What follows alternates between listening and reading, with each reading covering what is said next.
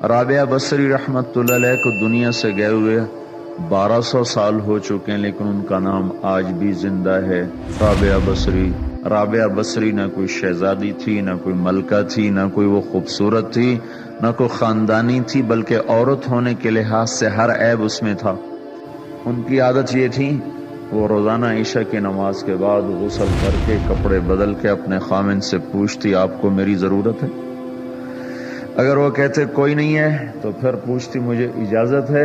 وہ کہتے اجازت ہے تو پھر مصلی پہ کھڑی ہو جاتی ہے اور فجر کی نماز تک مصلی پر کھڑی رہتی تھی۔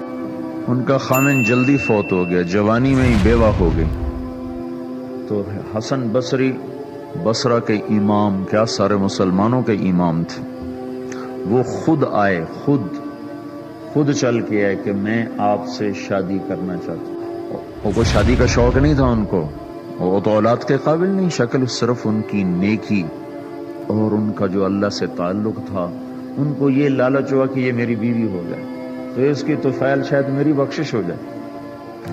تو ان کے پاس آئے، کہنے لگے رابعہ میں آپ سے شادی کرنا چاہتا ہوں، خود پیغام لے کر آئے۔ تو انہوں نے فرمایا میری 4 باتوں کا جواب دے دو تو میں شادی کر لیتا۔ کہنے لگے کیا؟ کہ یہ بتاؤ میں جنتی ہوں کہ دوزخی ہوں؟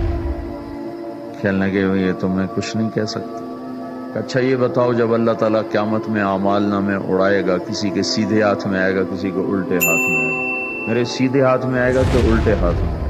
کہنے لگے یہ بھی کچھ نہیں بتا سکتا۔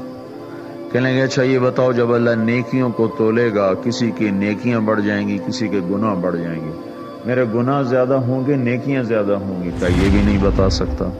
کہ اچھا یہ بتاؤ جب لوگ پل صراط سے گزریں گے، کوئی پار نکل جائیں گے، کوئی نیچے گر جائیں گے، تو میں پار نکلوں گی کہ دوزخ میں گروں گی؟ کہنے لگے یہ بھی میں نہیں بتا سکتا۔ تو پھر فرمایا اچھا جاؤ مجھے تیاری کرنے دو، مجھے ان 4 باتوں کی تیاری کرنی ہے، میرے پاس شادی کے لیے وقت کوئی نہیں ہے۔ جو اللہ سے دوستی لگا لیتے ہیں اللہ دنیا ان کے لیے مسخر کر دیتے، اللہ دنیا ان کے پاؤں میں ڈال دیتے۔ تو جب ان کا انتقال ہوا، رات کو ان کا انتقال ہوا، تو اپنی خادمہ سے کہا بس 2-4 آدمی بلا کے مجھے جلدی سے دفن کر دو، کسی کو نہ بتاؤ، صبح لوگوں کو بتا دینا اور مجھے کفن دینا میری اس چادر میں جس میں میں تہجد پڑھا کرتی تھی۔ تو انہوں نے راتوں رات دفن کر کے صبح اعلان کیا، شور مچ گیا، ہائے کیوں بتایا، کیوں نہیں بتایا، کیوں؟ تو اگلی رات ان کی خادمہ نے ان کو خواب میں دیکھا، سبز لباس پہنا ہوا، حسن و جمال، سورج چہرے پہ چمک رہا۔ پوچھا آپ کے ساتھ کیا ہوا؟ کہا میرے اللہ نے میرے ساتھ بہت عمدہ معاملہ کیا۔ کہا آپ کی وہ چادر کہاں گئی جس میں آپ کو کفن دیا تھا؟ کہا وہ اللہ تعالیٰ نے اتار لی ہے اور مجھے جنت کا جوڑا پہنایا ہے، اور اس چادر کو اللہ نے سنبھال کے رکھا ہے، جب قیامت کے دن میری نیکیوں کو اللہ تولے گا تو اس چادر کو بھی اس میں تولے گا۔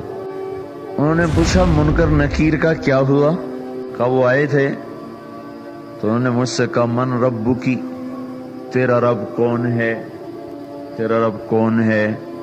تو میں نے منکر نکیر سے کہا جس اللہ کو 40 سال نہیں بھلایا اس کو 4 ہاتھ زمین کے نیچے آ کر میں بھول جاؤں گی؟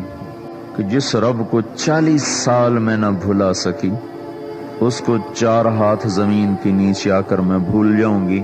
تو منکر نکیر نے کہا اس کا آگے کیا حساب لینا، چلو بھائی واپس چلو۔